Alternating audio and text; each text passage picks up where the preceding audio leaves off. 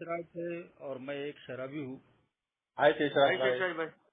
हाय हाय, सभी को नमस्कार। भगवान की असीम कृपा है, अल्कोहलिक्स अनोनिमस आप सभी भाइयों की मदद है।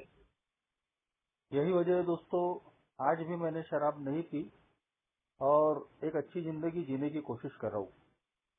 दोस्तों, सबसे पहले अनामिक मद्यपी समूहों का मैं आभारी हूँ, जिन्होंने आज मुझे अपने अनुभव साझा करने का मौका दिया। और जो टॉपिक दिया है दोस्तों, अल्कोहलिज्म और डिजीज, मद्यपाश एक बीमारी। दोस्तों, शराबीपन का शिकार मैं खुद था। मेरे घर में मेरे पिताजी भी शराबी थे और बचपन से ही मैंने दोस्तों शराब का वो वातावरण अपने घर में देखा था। एक शराबी कैसे खुद बर्बाद होता है, कैसे उसके परिवार को यातनाएं सहन करनी पड़ती है, उन सारी चीजों को मैंने बचपन से ही दोस्तों नजदीक से देखा था। मैं खुद उसका भुक्तभोगी था दोस्तों। तमाम खराब परिस्थितियों के बाद में भी, कम से कम उस समय तो भी मेरी लाइन अच्छी थी, संगत अच्छा था, मेरी पढ़ाई में अच्छा था। और उसके साथ में ही दोस्तों, पढ़ाई के अलावा और बहुत सारी चीजों में भी मैं काफी इन्वॉल्व रहता था। काफी सोशली में एक्टिव था। अच्छी अच्छी पुस्तकें पढ़ना, सोशल प्रोग्राम्स में, गैदरिंग्स में अपना सहयोग देना। तो बहुत ही कम समय में मैंने काफी अच्छा अपना नाम बनाया था। मेरे से जुड़े हुए जो भी मेरे दोस्त थे, पड़ोसी थे, रिश्तेदार, एरिया के लोग काफी मुझे चाहते थे, काफी मान सम्मान करते थे दोस्तों। ये सारी चीजें कॉलेज जाने तक ठीक रही दोस्तों, लेकिन जैसे ही मैं कॉलेज में गया, एक दोस्त के यहाँ दोस्तों एक छोटा सा प्रोग्राम था और वहाँ दोस्तों उन दोस्तों ने पहली बार शराब मुझे पिलाई। आज भी याद है दोस्तों कि एक नीप शराब थी वो, और तकरीबन हम 4 लोग थे पीने वाले। पहली बार मैंने जब वो शराब पी तो मुझे कुछ भी नहीं लगा दोस्तों, लेकिन एक सबसे बड़ी जो घटना हुई वो ये कि मेरी और शराब की जो दूरी है वो उस दिन खत्म हो गई। एक बचपन से ही जो एक नफरत जिस चीज के लिए थी, जो एक छवि मेरे दिमाग में बैठ गई थी कि दारू पीने वाला यानी बेकार आदमी, खराब आदमी, बैड पर्सन, तो वो चीज कहीं तो भी मेरे दिलो दिमाग से निकल गई दोस्तों। और मेरे दिमाग ने दूसरे तरीके से सोचना शुरू कर दिया। मैंने बचपन से ही ऐसे लोगों को भी देखा था दोस्तों कि जो कभी शराब नहीं पीते, कभी कोई तमाशा नहीं करते, लेकिन ओकेशनली वो पीते हैं। ऐसे अनगिनत लोगों को मैंने बचपन से ही देखा था। चाहे वो होली का त्योहार हो, पोला हो, या फिर 31st हो, तो लोग पीते थे, बढ़िया एंजॉय करते थे और दूसरे दिन वो फिर नॉर्मल हो जाते थे। तो ऐसे लोगों को भी मैंने देखा था। शायद दोस्तों यही वजह थी कि मेरे दिमाग ने ऐसे सोचना शुरू किया कि यार शराब खराब नहीं है, अगर इसको ढंग से पिया जाए ना तो कोई नुकसान नहीं है।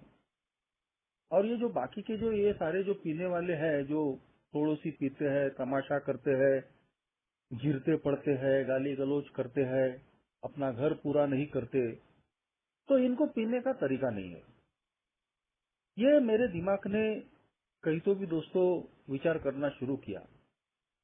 और बहुत ही जल्दी दोस्तों एक दूसरा अनुभव मुझे मिलने वाला था, जो शायद मुझे लगता है कि बीच बीच में हमारा जो भी ईश्वर है, जो भी हमारी उच्च शक्ति है, वो हमको आगाह करते रहती है, अलर्ट करते रहती है। और ऐसे अनुभव हमें मिलते हैं। लेकिन दोस्तों, मेरे जैसा जो शराबी होता है वो बहुत ही घमंडी यानी एक इगोइस्टिक पर्सन रहता है, और उस वक्त कहीं तो भी वो समझने के लिए तैयार नहीं होता। तो मेरी जिंदगी भगवान ने दिए, परिस्थितियों ने पैदा किए, लेकिन मैं उन संकेतों को समझ नहीं पाया। तो जिन दोस्तों के साथ में मैंने पहली बार शराब पी थी, उन्हीं दोस्तों ने मुझे बोला, अरे बोले होली का त्योहार आ रहा है, बोले आना, बोले बिल्कुल एंजॉय करेंगे। जिस इलाके में मैं रहता था दोस्तों, बचपन से ही मैंने वो वातावरण देखा था। होली के समय में जो थोड़े क्रिमिनल कैरेक्टर के लोग थे, वो जबरन कंट्रीब्यूशन कलेक्ट करते थे और संदल निकालते थे और पिए खाए होते थे। और भी बहुत सारे लोगों को मैंने होली होली के दिन, जो कभी पीते नहीं, उनको भी मैं पीते देखता था, बहुत मजा करते देखता था। तो वो भी एक कुछ चीजें मेरे दिलो दिमाग में बैठी थी कि होली का मतलब है एंजॉय। तो जब उन दोस्तों ने मुझे बोला कि होली के त्योहार के वक्त आ जाना हमारी तरफ में, बढ़िया एंजॉय करेंगे, तो दोस्तों मैं रुक नहीं पाया। सब कुछ मेरे नजर के सामने में था। अपनी मैं शराब की वजह से अपने घर में खुद बर्बादियां देख चुका था। पिताजी की नौकरी चले जाना, वो बार बार बीमार गिरना, मरते मरते बचना, घर में कई बार झगड़े हो जाना, कई तंगियों का सामना करना। तो ये सारी चीजें मैंने अपने घर में भी देखी थी और बाहर में भी देखी थी। बाहर भी मैंने लोगों को मरते हुए, बर्बाद होते हुए देखा था। लेकिन दोस्तों, इन चीजों का मेरे पे असर नहीं आया। मुझ पे वो चीजें हावी हो गई जो मुझे अच्छी लगती थी, जो लोगों को मैंने मजा करते हुए देखा था। और जब उस पहली होली में जब मैं अपने दोस्तों की तरफ शराब पीने गया, वो दोस्तों एक ऐसा सबक था मेरे लिए कि शायद मैं उस वक्त रुक जाता तो बाद में जो मेरी बर्बादियां आगे में हुई शायद नहीं हो पाती। तो उस होली में दोस्तों मैंने इतनी शराब पी कि मुझे आज तक नहीं पता कि मैंने कितनी प्रकार की शराब पी, कि कौन सी शराब पी। जब मेरी नशा फटी तो मैं एक अनजान व्यक्ति के घर में बिस्तरे पे पड़ा हुआ था, खटिया पे, और सब लोग मुझे घूर रहे थे। और मेरे साथ वाले दोस्त बोल रहे थे, अरे ये हमेशा नहीं पीता, बोले कभी कभार पीने वाला है, बोले थोड़ा ज्यादा हो गई, बोले। लेकिन सही में दोस्तों, उस वक्त जो मेरी पोजीशन थी, रेपुटेशन थी, एक अच्छे लड़के की, एक अच्छे एक्टिव लड़के की, जो सोशली एक्टिव था, चार अच्छे अच्छे लोगों में मैं बैठता था, तो खुद मेरा मन मुझे खाने लग गया था कि यार जो हुआ वो गलत है, ऐसा अपन ने नहीं करना चाहिए था, अपने साथ में ऐसा नहीं होना चाहिए था। लेकिन दोस्तों, ये जो चीजें होती है वो कुछ दिन हमको खाती है मन में, लेकिन फिर धीरे से हम नॉर्मल हो जाते हैं। हमारा जो ईगो है वो फिर हमको समझाने लग जाता, अरे कुछ नहीं होता, ये जो बाकी के लोग बोलते हैं वो अलग है। बाकी के लोग तो बोलते ही, अरे होता है कभी कभार, ऐसा नहीं होता, हो जाता है कभी। लेकिन हमारा अपना अहंकार भी हमको सहलाते रहता है, अरे हो जाता है कभी। वो अपन ने आखिरी का जो घूंट लिए ना, उसकी वजह से ऐसा हुआ। अब इसके बाद में अपन थोड़ा नियंत्रण में रहेंगे, ज्यादा नहीं पिएंगे, थोड़ी बहुत ही पीते जाएंगे। और इस तरीके से दोस्तों, वो जो हादसा मेरे साथ में हुआ था वो मैं बहुत जल्दी भूल गया। और मेरे आसपास में जहाँ मैं रहता था सब दारू का वातावरण था। ऐसे में ही बिल्कुल करीब में ही एक दोस्त का चाय और पान का ठेला था, उसके साथ में मेरी बैठक बन गई। रात को 8:30 के बाद में उसके साथ में रेडियो पे गाने सुनना, और फिर धीरे से 8:30 के बाद में एक पल्ला लगा के वो एक नीप लाता था, और उसके साथ में वो शराब शेयर करना मैंने शुरू किया। तो उस वक्त भी दोस्तों कहीं तो भी मुझे एक सबक मिला था, लेकिन मैं उस वक्त भी वो सबक सीख नहीं पाया। हमेशा मैंने देखा कि जब हम एक एक पैक लेते थे दोनों, तो मेरे दोस्त को सेकंड पैक लेने की भी आदत थी। तो जब मैंने भी वो सेकंड पैक लेने की कोशिश की तो शुरुआती दिनों में कई बार दोस्तों में उल्टियां कर देता था। आज भी उस दोस्त की वो बात मुझे याद है, उसको मैं भूल नहीं सकता। आज वो दोस्त मेरा जिंदा नहीं है। 7-8 साल पहले उसकी डेथ हो गई। वो ए में भी नहीं आ पाया और दो दो दो बच्चे हैं दोस्तों उसको भी। तो उसने मुझे बोला था, यार बोले मुझे लगता है बोले तुझे सेकंड पैक भाता नहीं है, बोले तू एक ही पैक पीते। लेकिन वहां फिर मेरा घमंड आड़े आ गया। मुझे लगा कि यार ये पी सकता है, मैं क्यों नहीं पी सकता। और दोस्तों जब मैं बार बार मुंह की खाने के बाद जब मैंने दूसरा पैक पचाना शुरू किया तो मैं अपने आप को मानता हूँ कि वहां से मेरे शराबी बनने का जो सिलसिला है वो शुरू हो गया, क्योंकि मैंने शराब को अब पचाना शुरू कर दिया था। तो शुरू शुरू में किसी न किसी के साथ में पीने वाला, कभी कभार पीने वाला, सिर्फ रात को पीने वाला, एक ही पैक पीने वाला, ये सारी जो मेरी इमेजेस थी ये धीरे धीरे बदलते चली गई। एक आध दिन जब वो दोस्त उसके साथ में बैठक नहीं होती थी तो मैं पूरा बेचैन हो जाता था। अरे अब कैसा करना, वो तो है नहीं अभी पीने वाला और पिलाने वाला, अब मेरा क्या होगा। आदत लग चुकी थी, क्योंकि जिस दिन शराब नहीं मिलती थी उस दिन ऐसी बेचैनी महसूस होती थी कि यार खाना नहीं होगा, रात को नींद कैसे आएगी। तो ये जो मेरे अंदर में, ये तो ए में आने के बाद में पता चला कि इसको क्रेविंग बोलते हैं या एलर्जी है या और भी बहुत सारी चीजें। बस ये बेचैनी मैं समझ सकता हूँ कि जिस दिन शराब शाम को नहीं मिली, उस दोस्त के साथ में बैठक नहीं हुई, तो अचानक बेचैनी महसूस होती थी, अब क्या करने का। और दोस्तों फिर उस बेचैनी को दूर करने के लिए अकेले ही मैं फिर शराब की तरफ भागता था। तो ये कहीं तो भी मेरे एडिक्शन का जो सिलसिला है मेरा वहां से शुरू हुआ। मैं समझ भी नहीं पा रहा था कि मैं शराब का आदी बनते जा रहा हूँ। मेरा हायर एजुकेशन शुरू था और जहाँ मैं रहता हूँ वही एरिया में एक लाइब्रेरी थी गवर्नमेंट की, वहाँ हम लोग पढ़ते थे। और मैं बहुत छुप छुपा के शराब का शौक कर रहा था। घर के लोगों को पता नहीं होना चाहिए, रिश्तेदारों को, दोस्तों को, पड़ोसियों को, इनको पता नहीं चलना चाहिए, क्योंकि अपनी एक इमेज है। तो शुरुआती दिनों में ही जब मैं बहुत ज्यादा शराब की गिरफ्त में नहीं आया, तब भी मैंने देखा दोस्तों कि शराब का शौक करने के लिए मैं पहले खाना खा लेता था और फिर बाद में शराब पीता था। क्योंकि अगर मैं घर से अगर मैं शराब पी के बाद में अगर घर में आ जाऊं और घर के लोगों को अगर दिख जाए कि ये तो पी के है, तो वो कुछ न बोल दे, तो करके दोस्तों मैं घर में थोड़ा बहुत खाना खाता था और उसके बाद में मैं अपना शराब का शौक करता था। ये शुरुआती दिनों की ही बात है।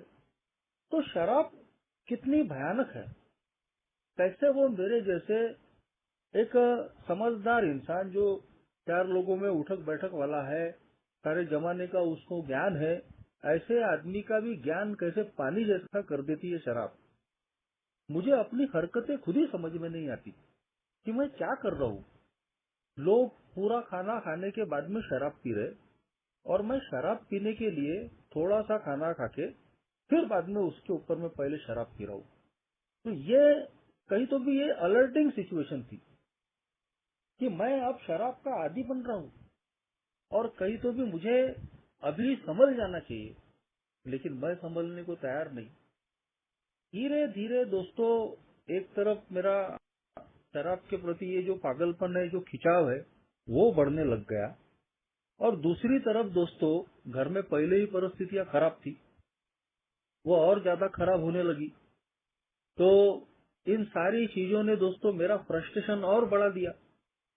कहीं तो भी पिताजी के प्रति एक खुन्नस थी मेरे मन में, उस खुन्नस की वजह से भी दोस्तों इधर मेरी शराब की मात्रा बढ़ने लगी। मैं यंग था, शादी नहीं हुई थी, तो कहीं तो भी मुझे लगता है कि जो एक सेक्स की मेरी जो भावना थी, वो सेक्स की भावना भी दोस्तों मेरी शराब को बढ़ाने में मददगार साबित हुई।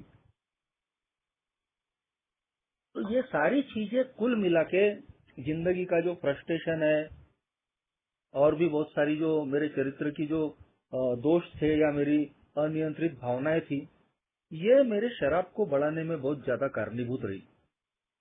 और बहुत ही जल्दी दोस्तों मैं 24 घंटे का शराबी बन गया। सवेरे मुझे उठते बराबर शराब लगने लग गई थी। रात को मैं कितनी भी शराब पी लूं तो आधी रात को दोस्तों मुझे 2 बजे 3 बजे अचानक मेरी नशा फट जाती थी। और उतनी ही रात को दोस्तों मैं शराब की तरफ में भागता था।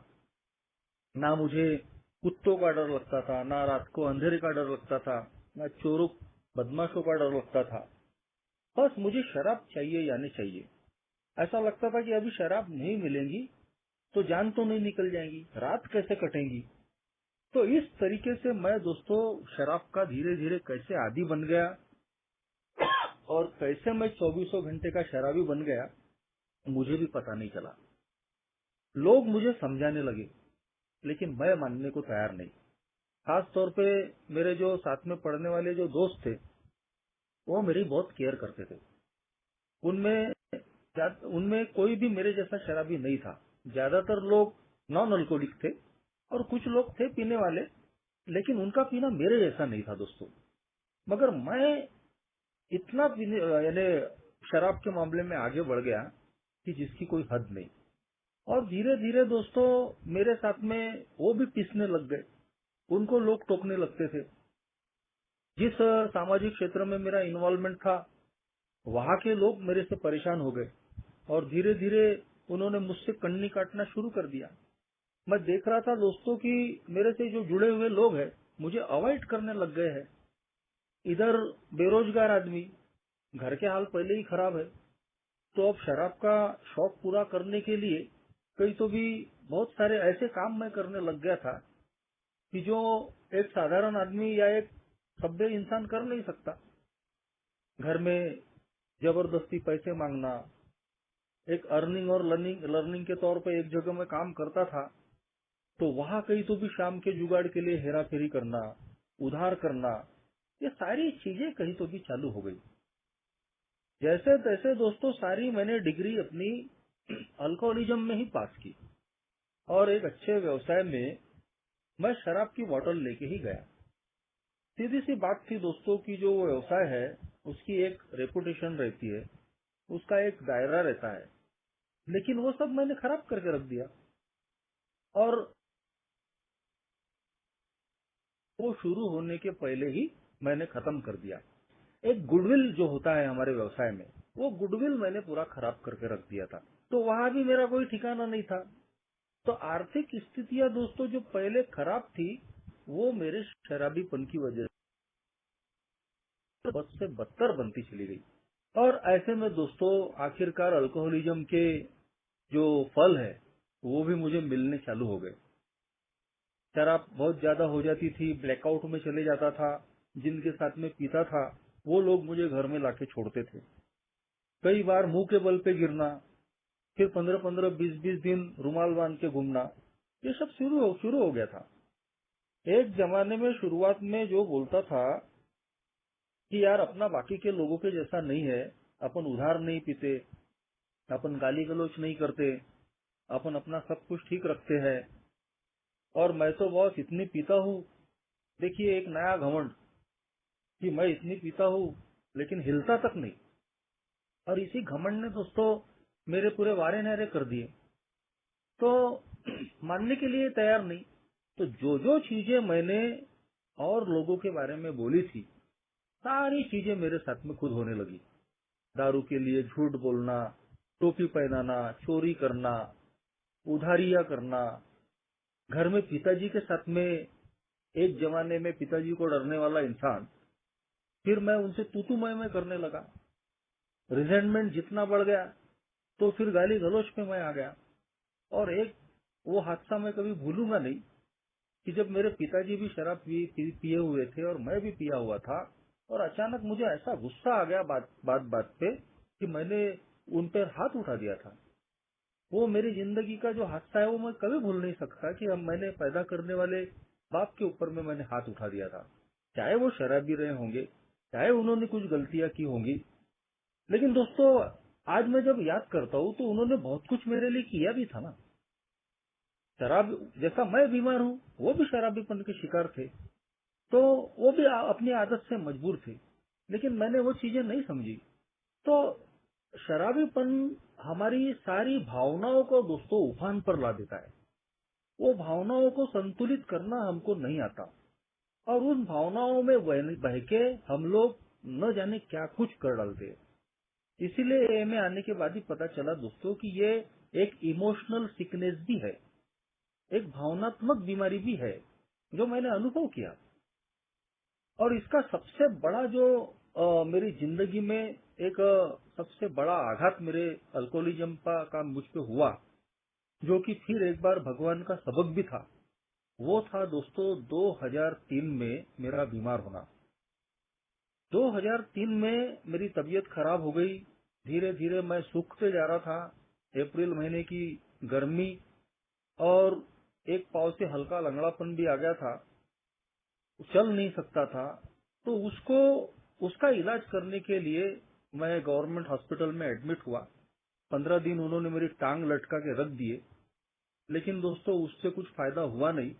उल्टा मेरे पाँव फूल गए और मेरी हाल और बद से बदतर हो रहे थे, और उन लोगों ने भी मुझे मरने की कगार पे ही छोड़ दिया था।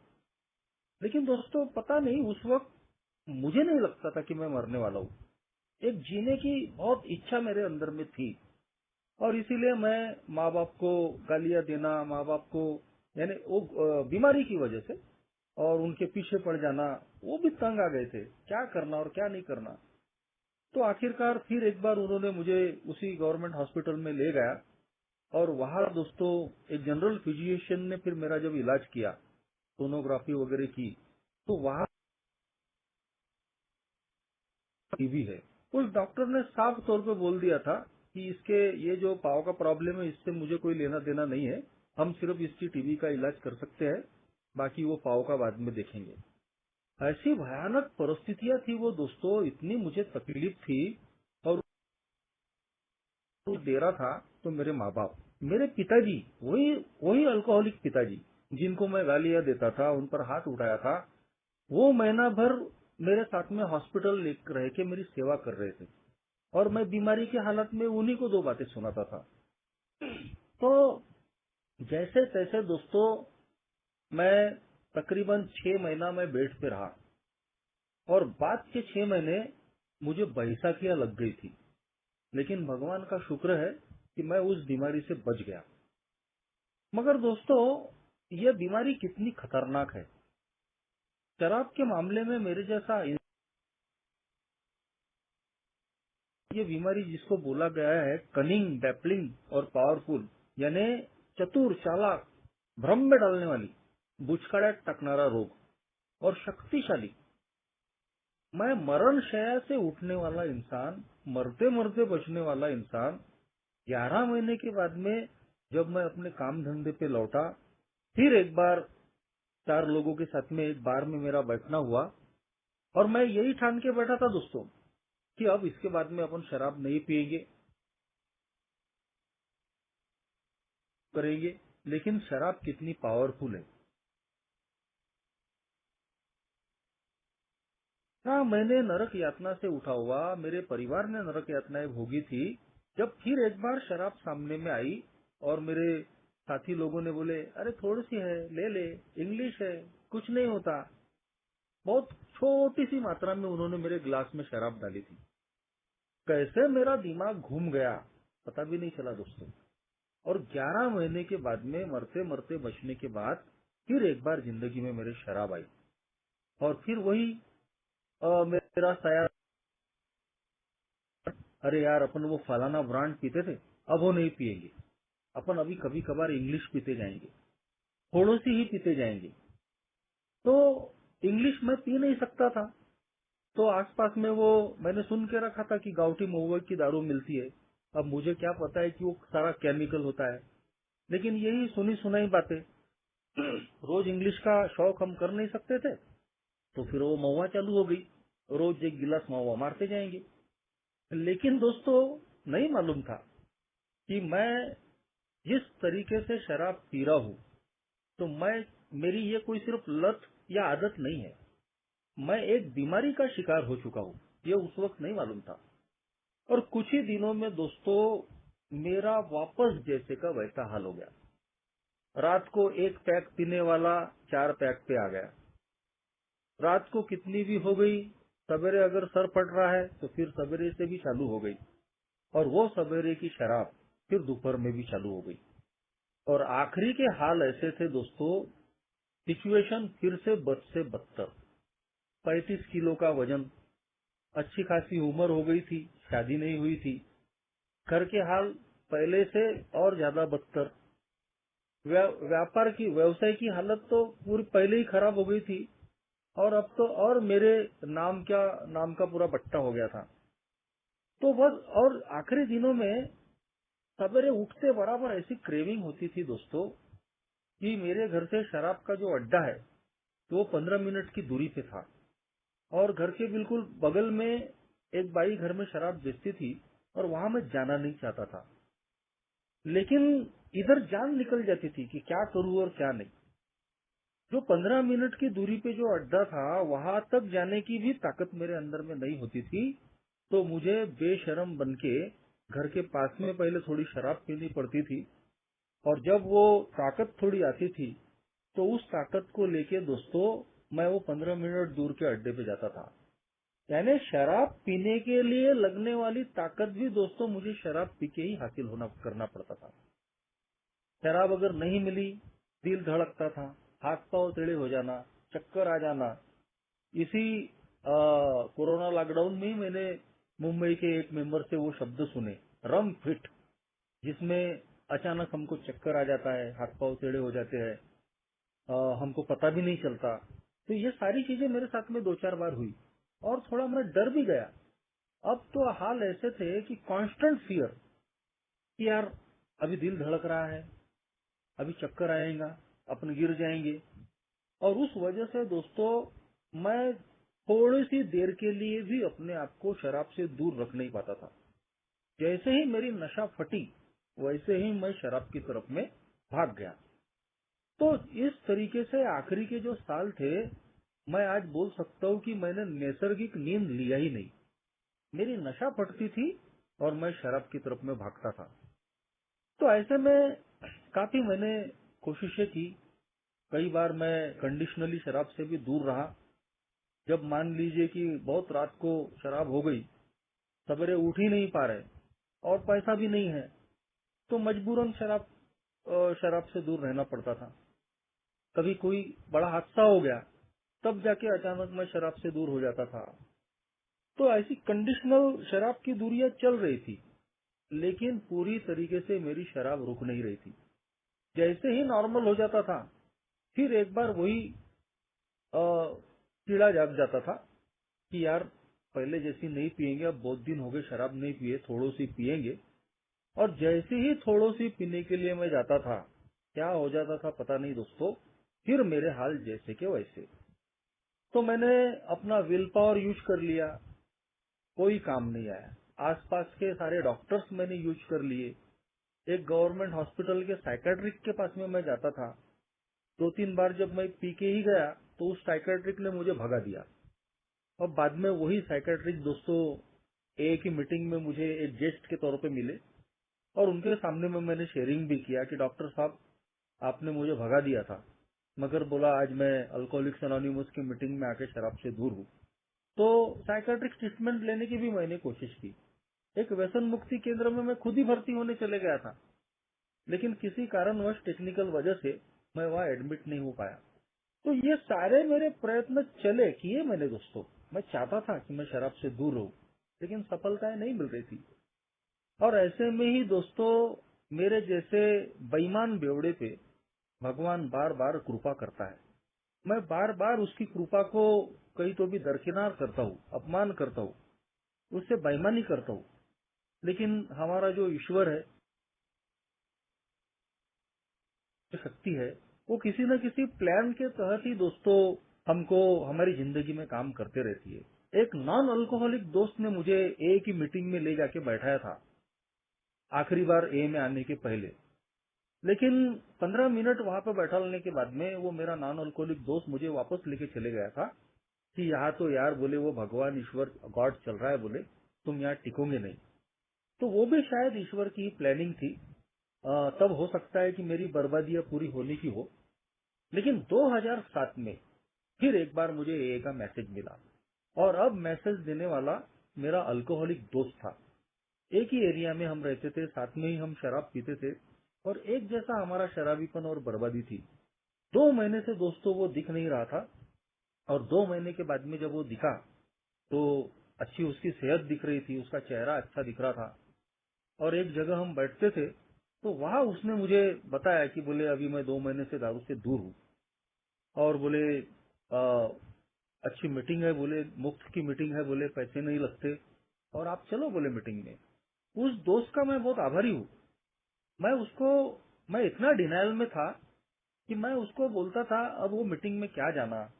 मेरी बीच बीच में शराब बंद हो जाती थी, और जब शराब बंद होती तो मुझे ऐसा लगता था कि मैंने शराब पे जीत लिया, शराब पे विजय पा ली। लेकिन फिर कुछ दिन के बाद में मैं शराब पी लेता था। तो मेरे दोस्त ने मुझे समझाया कि ऐसा नहीं है, बोले आपको बोले मीटिंग में आना पड़ेगा, सुनना पड़ेगा कि क्या है दारू पीना बीमारी है, वो कैसे बीमारी है, कैसे उससे निकलना। इस मेरे दोस्त ने दोस्तों मेरे लिए इनिशियल स्पॉन्सर का काम किया। तो आखिरी दिनों में साफ साफ दिख रहा था दोस्तों कि अब मैं यहाँ नहीं रुका तो मरना बिल्कुल तय है। एक बार मरते मरते बचा था, फिर एक बार मैं मरने की कगार पे आया हूँ। तो थैंक्स गॉड कि वो सुबुद्धि मुझे आई। मैं भी दारू से दूर होना चाहता था, थोड़ी सी विलिंगनेस, थोड़ा सा मन खुल चुका था, थोड़ी ईमानदारी थी, मैं भी जीना चाहता था। तो मेरे दोस्त के साथ में दोस्तों मैं 2007 अगस्त में अल्कोहलिक्स एनोनिमस की मीटिंग में आया, और दोस्तों पहली बार मुझे पता चला कि ये जो भी मेरे साथ में हो रहा है वो कोई सिर्फ एक लत या आदत नहीं है कि जिसको मैं जब चाहे तब छोड़ दूं। अगर ऐसा होता तो बहुत पहले मैं शराब से दूर हो जाता था। लेकिन मैं जिस तरीके से शराब पी रहा हूँ, मैं बंद करना चाहता हूँ लेकिन बंद नहीं हो पा रही। मैं लिमिट में पीना चाहता हूँ, मैं लिमिट में भी नहीं पी पा रहा हूँ। अपनी इच्छा के विरुद्ध जाके अपनी बर्बादियों को देखने के बावजूद, अपनी बदनामी को देखने के बावजूद भी शराब से मेरा मोहभंग नहीं हो रहा है, तो इसका मतलब साफ है कि ये एक साधारण लत या आदत नहीं है। Alcoholism is a disease. मद्यपाश एक बीमारी है।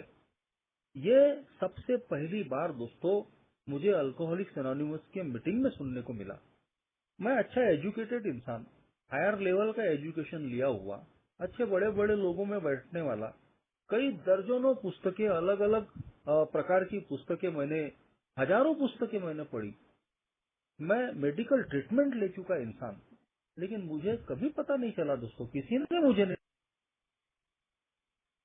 साइकाट्रिस्ट ने भी नहीं बताया कि जिस तरीके से मेरा शराबीपन है वो एक बीमारी है। बताने वाले कौन थे? बताने वाले थे दोस्तों मेरे ही जैसे शराबी भाई, और उनके पास में कोई डिग्री नहीं थी, कोई डॉक्टर नहीं था, कोई साइकेट्रिक नहीं था, कोई धर्मगुरु नहीं था। वो सब मेरे जैसे लोग थे जो बिल्कुल सामान्य भाषा में मुझे बता रहे थे कि शराब पीना ही अपने आप में बीमारी है। और दोस्तों एक सबसे बड़ी बात कि किसी ने भी मुझे नहीं बोला कि तू बेवड़ा है, तू अल्कोहलिक है, तू अल्कोहलिज्म में आ चुका है। किसी ने नहीं बोला। पहले दिन से लेके तो आज तक ऐसा एक भी इंसान, एक का मेंबर मुझे नहीं मिला दोस्तों कि जिसने मुझ पे ये बात थोपी होंगी। सब अपने अनुभव बांट रहे थे और बोल रहे थे कि भाई ये हमारा हाल था शराबी दिनों में, और अगर आपको ऐसा लगता है कि ऐसा ही आपका भी हाल है, ये जो शराबीपन के लक्षण है, अगर आपको भी लगता है कि ये आपके अंदर में भी है तो आप इसको स्वीकार कर सकते हो। तो पूरी आजादी मुझे थी कि मैं अपने आप को अल्कोहलिक मानता हूँ या नहीं मानता हूँ। लेकिन दोस्तों ये ए का प्रोग्राम आइडेंटिफिकेशन का प्रोग्राम है। मुझे अपनी पहचान इस मीटिंग्स में मिली। जो भी लक्षण मैंने अल्कोहलिज्म नाम की इस बीमारी के सुने, दोस्तों मेरे पास में कोई किंतु परंतु नहीं बचा, क्योंकि वो सारे लक्षण जो मेरे पहले आए हुए लोग मुझे बता रहे थे, मैं अपने आपको टैली कर रहा था कि ये सारी चीजें तो मेरे साथ में भी होती है। और मुझे ये मानने में कोई हिचक महसूस नहीं हुई दोस्तों कि हाँ, मैं अल्कोहलिज्म नाम की बीमारी का शिकार हो चुका हूँ। शायद दोस्तों मेरे लिए एक प्लस पॉइंट रहा कि अल्कोहलिक्स एनोनिमस की मीटिंग जो मैंने की, तो पूरी तरीके से सोबर हालत में की। एए की मीटिंग मैंने जब ज्वाइन की तो 7-8 दिन से मैं सोबर था। और दोस्तों उस बात का घमंड आज तक मुझे कभी नहीं आता, क्योंकि मैं अपनी वास्तविकता को जानता हूँ। अगर मैं ये बोलूं कि मैं तो एए में आने के पहले ही 7-8 दिन से शराब से दूर था, मेरी शराब तो एए में आने के पहले ही बंद हो गई, तो दोस्तों ये अपने आप को धोखा देने वाली और बेईमानी वाली बात है। वो इंसान जो 15 साल शराब पिया और 15 सालों में अनगिनत बार, कई बार शराब से 2 दिन के लिए, 8 दिन के लिए, 15 दिन के लिए दूर रहा, लेकिन बाद में फिर किसी न किसी बहाने शराब का शिकार बन गया, तो वो आदमी किस मुंह से बोल रहा है कि मैं तो 7-8 दिन पहले से ही शराब से दूर था? बिल्कुल नहीं बोल सकता दोस्तों। आज मैं देखते देखते 14 साल मुझे एए में पूरे हो गए। इसी 15 अगस्त को मैंने अपने 14 साल सोबराइटी के पूरे किए।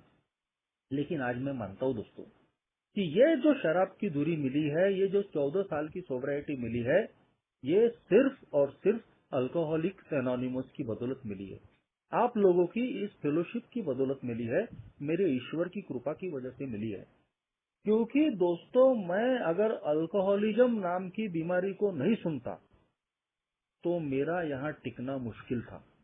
एक कंप्लीट नास्तिक इंसान, एक बहुत ही ज्यादा ईगोइस्टिक इंसान, कूट कूट के घमंड से भरा, अपने आप को बहुत ही ज्यादा बुद्धिमान और होशियार समझने वाला।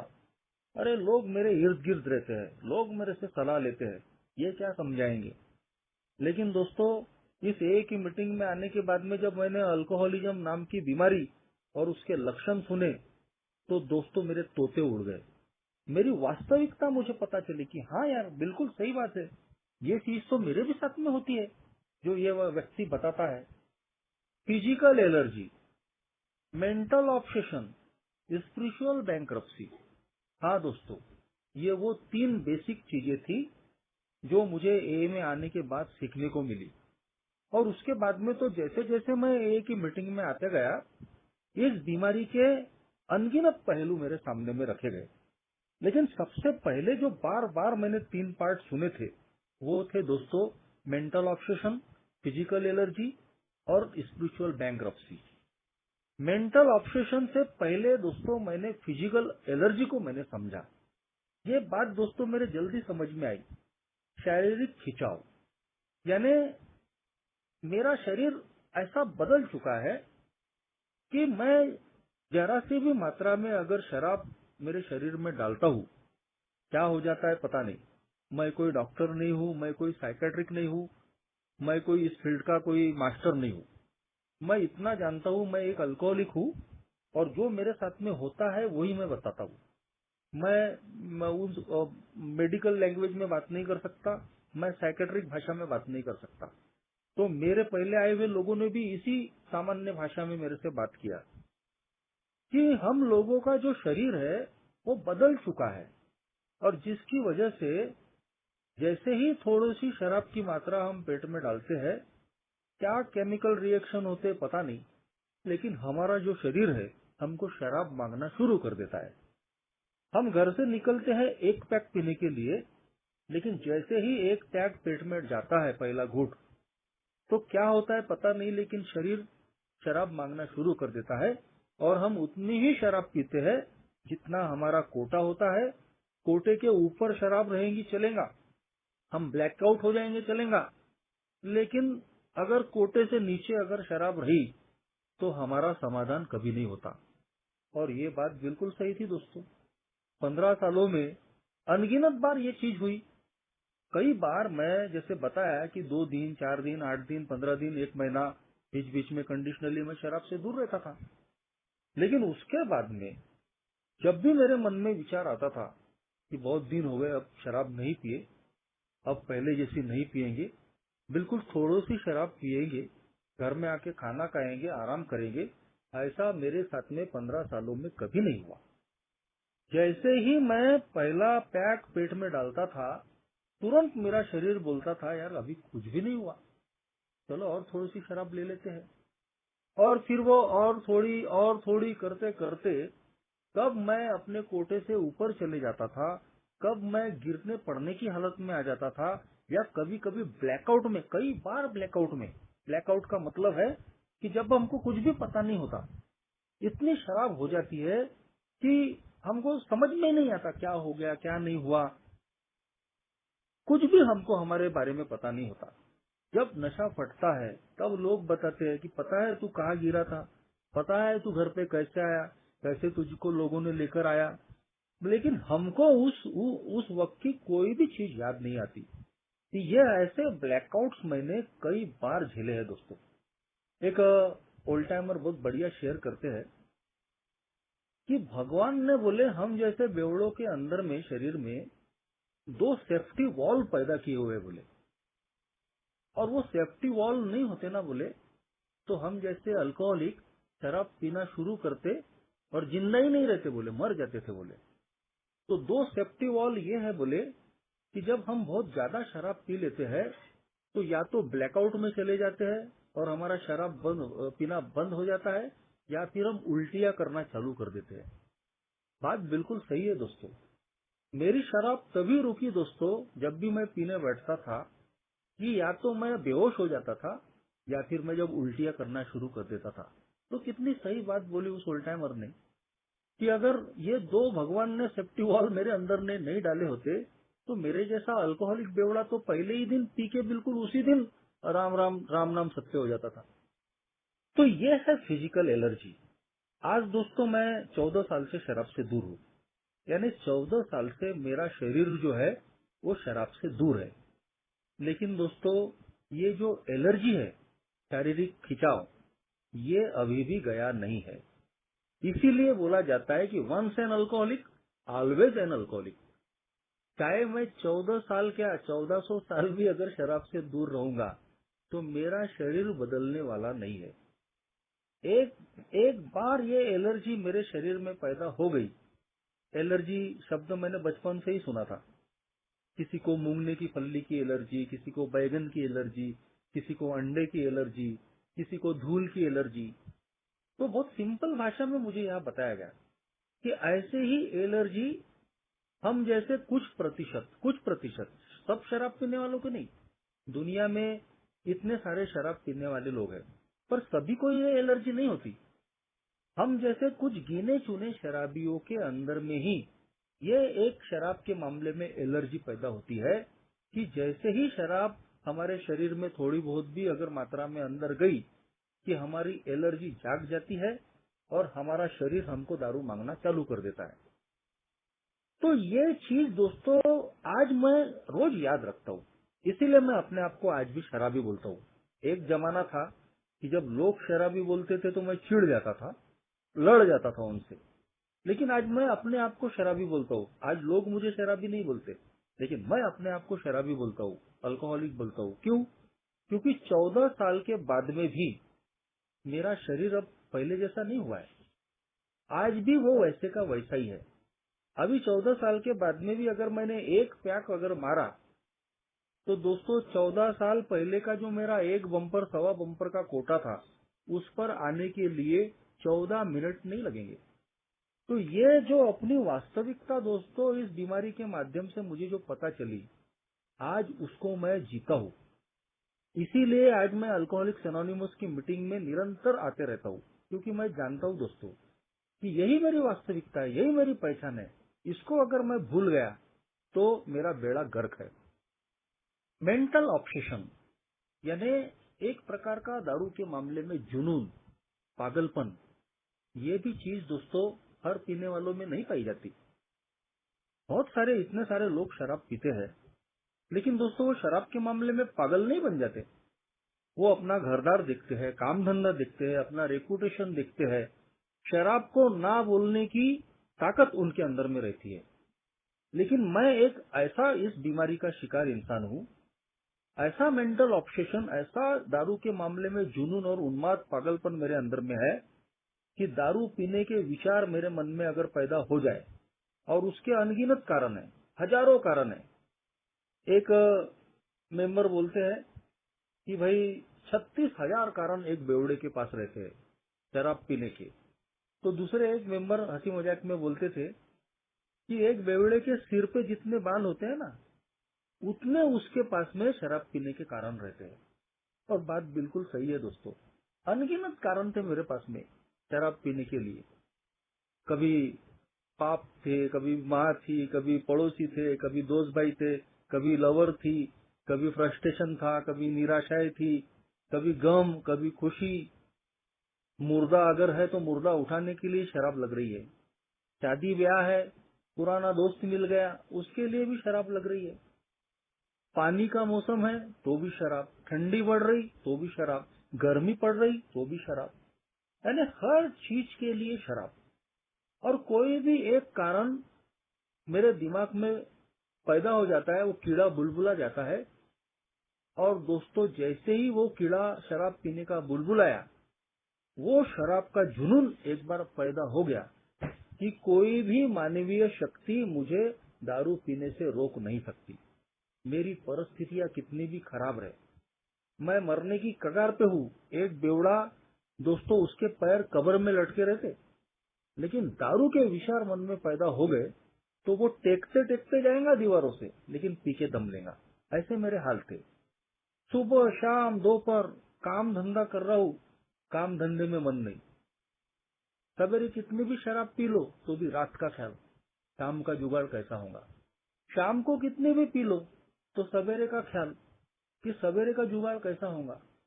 तो इस तरीके से दोस्तों, एक शराब के मामले में एक उन्माद, एक जुनून, एक पागलपन हर पीने वालों में नहीं दिखता। लोग अपना घरदार दिखते हैं कि घर के हाल क्या है, घर में कौन सी चीज जरूरी है।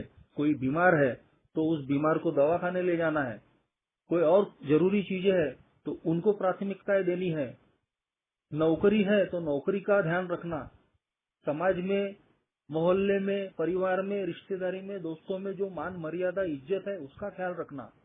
लेकिन दोस्तों, एक मेरे जैसा जो अल्कोहलिक होता है, जो इस अल्कोहलिज्म नाम की बीमारी में आ चुका होता है, उसके लिए ये सारी चीजें दोस्तों दूसरे नंबर पे आ जाती है। पहले नंबर पे सिर्फ शराब रहती है। जैसे ही मन में दारू पीने का विचार पैदा हो गया कि दोस्तों, मुझे पैदा करने वाले माँ बाप भी समझा नहीं सकते, कोई इंसानी ताकत मुझे रोक नहीं सकती पीने से। Mental obsession compelled us to drink. हमारे जो अल्कोहलिक्स एनोनिमस के शुरुआती दिनों में जिन्होंने अल्कोहलिक्स एनोनिमस को बनाने में, आगे बढ़ाने में जो मदद की, डॉक्टर विलियम सिल्कवर्थ, ये इनकी थ्योरी है जो उन्होंने दिया है कि mental obsession compelled us to drink. हमारा जो शराब के मामले में जुनून है, वो शराब पीने के लिए हमको बाध्य कर देता है। और physical allergy condemn us to death. और जो हमारे अंदर की जो एलर्जी है, वो हमको मौत के मुंह तक, कगार तक ले जाती है। यह डॉक्टर विलियम सिल्कवर्थ की थ्योरी थी, जो पहली बार उन्होंने हम लोगों को दी थी दोस्तों। आज हम उसके मेडिकल फैक्ट पे नहीं जाते, हम इसको हमारे अनुभव से स्वीकार करते हैं कि हाँ, ये मेरे साथ में भी होता है। मैं बीमार होने के बावजूद, मेरे पास में पैसा नहीं होने के बावजूद, एक दिन पहले मेरे अपमान हुए, मैं मुंह की खाया, मैं मरते मरते बचा, उसके बावजूद भी दोस्तों, जब शराब पीने का विचार पैदा होता था तो सब चीज भूल जाता था और आखिरकार मैं दारू पी के ही दम लेता था। तो मैंने माना दोस्तों, आज अगर सबसे कोई खतरनाक चीज अगर है जिस पर मुझे काम करते रहना है, वो यही मेंटल ऑब्सेशन है। इसीलिए दोस्तों, हमको ए में लगातार आते रहना पड़ता है। हम दारू से दूर है, एक फिजिकल सोबराइटी हमको मिल चुकी है। हमारा जो शरीर है वो शराब से दूर है। लेकिन ये जो मेंटल ऑब्सेशन है, जो हमारे अंतर मन में, सबकॉन्शियस माइंड में शराब जो बैठी है, ये कभी भी जाग सकती है।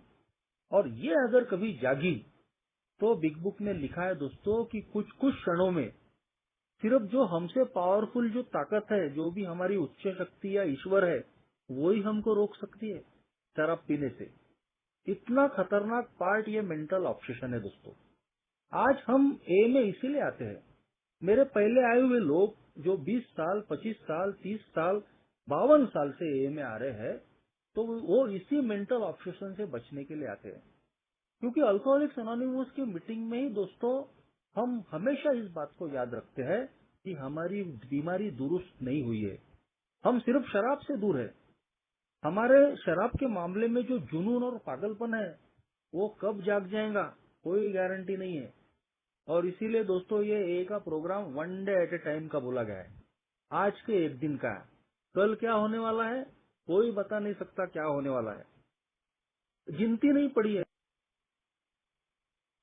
उदाहरण कि जो महीने भरे के बाद, साल भरे के बाद, 20 साल के बाद, 27 साल के बाद में भी फिर दारू के शिकार हुए हैं। तो मेंटल ऑब्सेशन वो इतनी खतरनाक चीज है जिस पर हमको रोज काम करते रहना पड़ता है। इसीलिए इसे कनिंग, बैफलिंग और पावरफुल डिजीज, भ्रम में डालने वाली चतुर और चालाक बीमारी बोली गई है। और जो मैंने सुना वो था दोस्तों स्पिरिचुअल बैंक्रप्सी, नैतिक अधपतन। मैं भी कुछ बीमारियों का शिकार रहा, बचपन से ही रहा। अल्कोहलिज्म में भी मैं शिकार बना। और दोस्तों मैंने जैसा बताया कि काफी मैं पढ़ता भी था। तो मैंने कभी सुना नहीं दोस्तों कि और कोई ऐसी बीमारी होंगी कि जिस बीमारी का शिकार आदमी नैतिक अधपतन का शिकार होता होगा।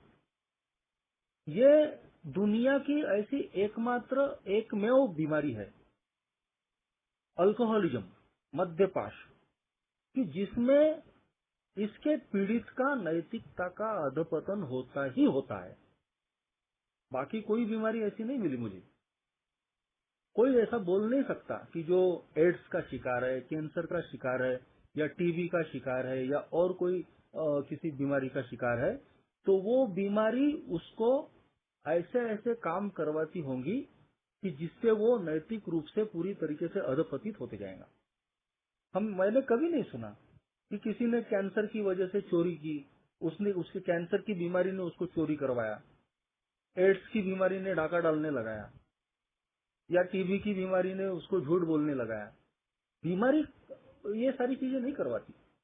लेकिन एक अल्कोहलिज्म नाम की ये जो बीमारी है, ये ऐसी है दोस्तों कि मेरे जैसे शराबी का पूरी तरीके से नैतिकता का दिवालिया निकाल देती है।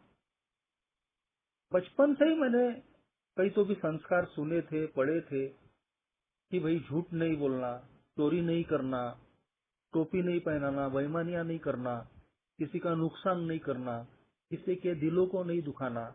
ये बचपन से ही संस्कार मिले थे। परिवार ने भी समझाया था, स्कूल कॉलेज में भी पढ़ा था, जवान हुआ तो कई पुस्तकों में भी मैंने पढ़ा। लेकिन दोस्तों ये सब कुछ होने के बाद में भी जब मैं अल्कोहलिज्म नाम की बीमारी का शिकार बना, तो मेरी सारी ये जो भावनाएं हैं, यह ऐसी उफान पे आ गई कि कहीं तो भी ये सारी चीजें करने से डरने वाला इंसान मैं खुलकर ये सारी चीजें करने लगा। तो आज मुझे ये मानने में कोई दो राय नहीं है, और मैंने शुरुआत में भी माना कि हाँ, मैं पूरी तरीके से स्पिरिचुअली बैंकरप्ट हो गया था। मैं नैतिक रूप से पूरी तरीके से दिवालिया हो गया था। एक अच्छी इमेज मेरी जो मैंने बनाई हुई थी, बड़ी मेहनत करके, 4 लोगों में मेरी उठक बैठक थी, बड़े बड़े लोगों में मेरा सम्मान था, वो सब चला गया था।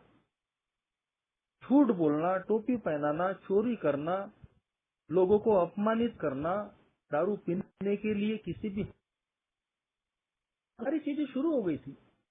और दोस्तों इस नैतिकता के अधपतन का ऐसी कोई सीमा नहीं है कि हम इसको बोल सकते हैं कि भैया ये इसका लेवल है। जितने हम शराबी है, सबके अपने अलग अलग अनुभव हो सकते हैं इस मामले में। ये मुझे अपने आप को तय करना पड़ता है कि मैं कितना मेरा नैतिकता का दिवालिया निकला है।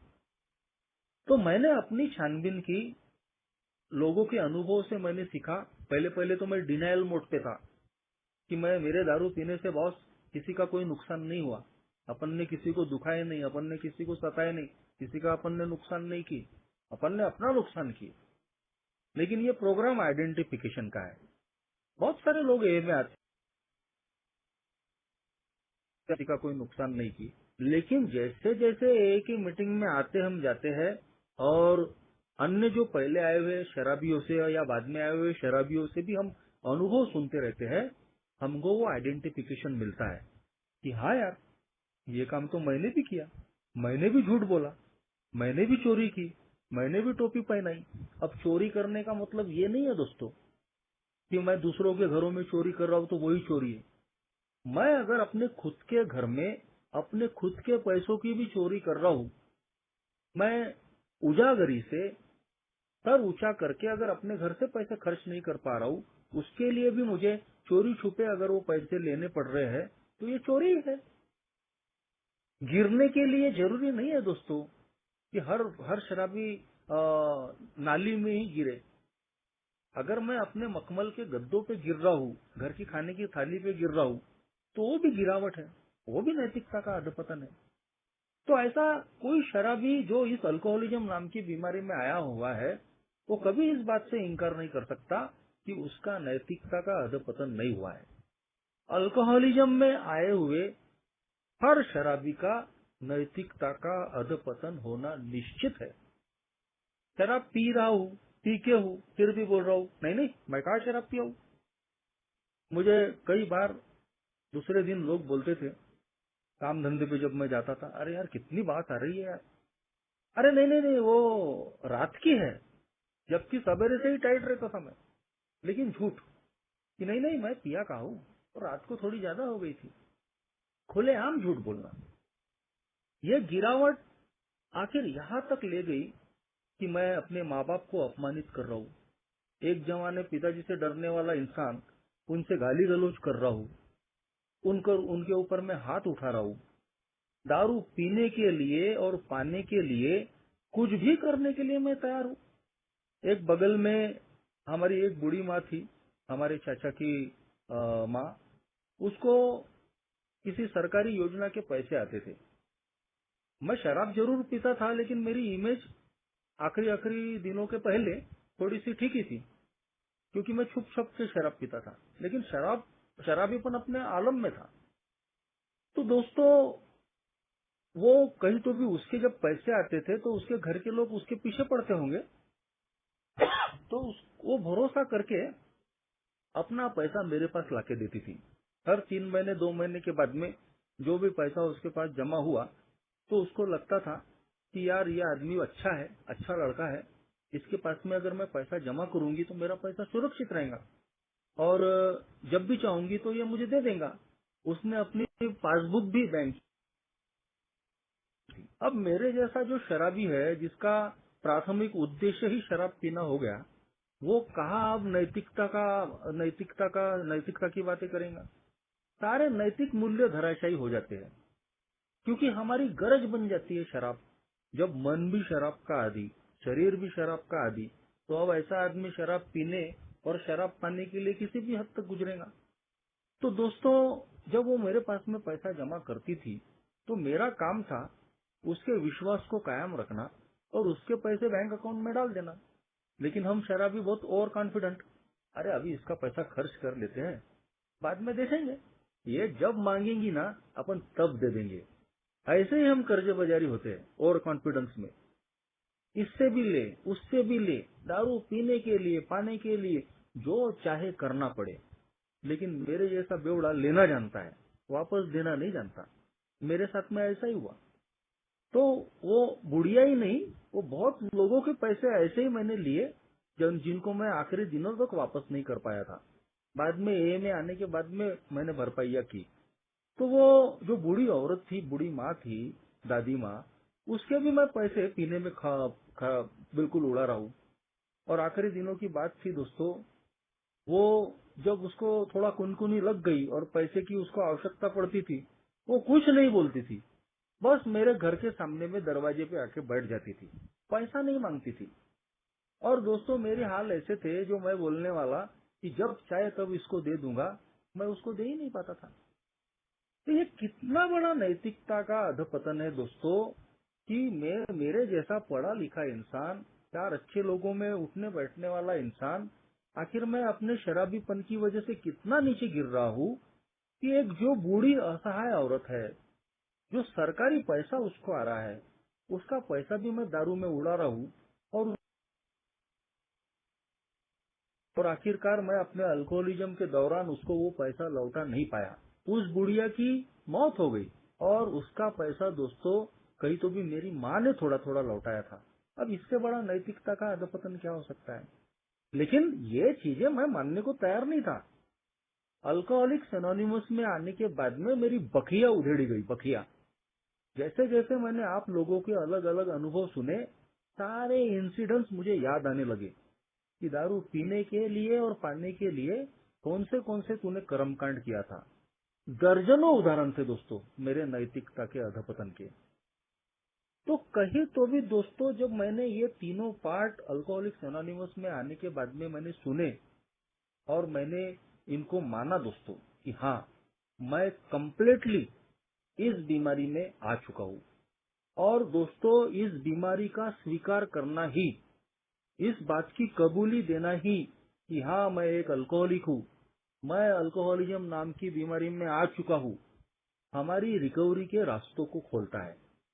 कई लोग हमने देखे ए में कि जो ये जो सिंपल से लक्षण अपने अनुभव से लोग हमको बताते हैं, उसको भी मानने के लिए तैयार नहीं रहते। Disease of denial. इतना इगोइस्टिक इंसान रहता है, सब कुछ बर्बाद हो गया, मरने की कगार पे है आदमी, लेकिन मानने को ही तैयार नहीं। तो ये जो बीमारी है दोस्तों, मेरी पर्सनैलिटी को लगी हुई भी बीमारी है। और आज दोस्तों, मेरे लिए सबसे बड़ी जो रुकावट है मेरी प्रोग्रेस में, मेरी सोब्राइटी को टिकाए रखने में, तो मेरी ये पर्सनैलिटी ही है। इसीलिए इसको बोला गया कि अल्कोहल इज नॉट अल्कोहलिज्म। मद्य यानी मद्यपाश नहीं है। अल्कोहल तो सिर्फ एक सिंबल है, एक लक्षण है मेरी बीमारी का। लेकिन असल जड़ है दोस्तों, तो वो है मेरी पर्सनैलिटी। मेरी पर्सनैलिटी के अंदर में जो लूप होल्स है, जिनको हम लोग चरित्र के दोष, स्वभाव की कमजोरियां बोलते हैं, ये दोस्तों इस बीमारी के सबसे खतरनाक पहलू है। अगर हमने इन पर काम नहीं किया, जिसको बोला गया स्पिरिचुअल मैलेडी, आध्यात्मिक बीमारी, तो हम चाहे कितने भी दिन, कितने भी महीने, कितने भी उबर रहेंगे, लेकिन हमारी ये जो पर्सनैलिटी है, अगर पुराने व्यक्तित्व को, पुरानी सोच को, पुराने एटीट्यूड को हमने नहीं त्यागा, हमारे अंदर एक प्रोफाउंड चेंज इन पर्सनैलिटी, यानी हमारे स्वभाव में, व्यक्तिमत्व में एक आमूलाग्र बदलाव नहीं आया, हम पुराने ही ढर्रे से अगर जी रहे हैं, तो हम कभी भी अल्कोहलिज्म का फिर दोबारा शिकार हो सकते हैं। कितने साल हुए, कितने दिन हुए, कितने महीने हुए, कोई मायने नहीं रखते।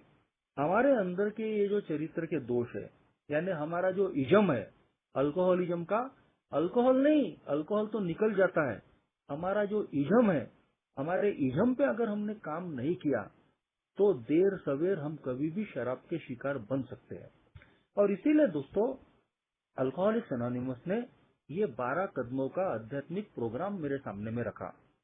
बीमारी आध्यात्मिक है, तो इसका इलाज भी आध्यात्मिक तरीके से ही होगा। तो 12 जो कदम है दोस्तों, ये आध्यात्मिक उपकरण है। इन आध्यात्मिक उपकरणों पे काम करके मैं अल्कोहलिज्म नाम की बीमारी को अरेस्ट करके रख सकता हूँ। अरेस्ट। मैं इस बीमारी से कभी भी दुरुस्त नहीं हो सकता। Once an alcoholic, always an alcoholic. जिंदगी भर मरते दम तक ये बीमारी मेरे साथ में रहने वाली है।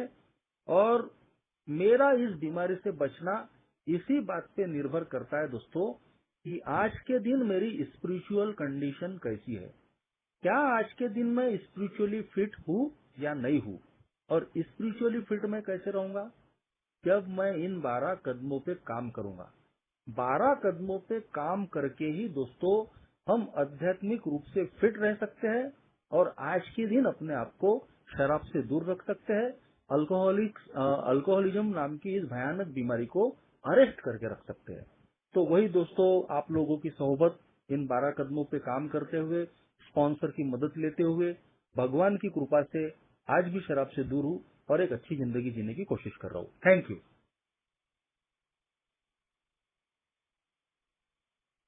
Thank you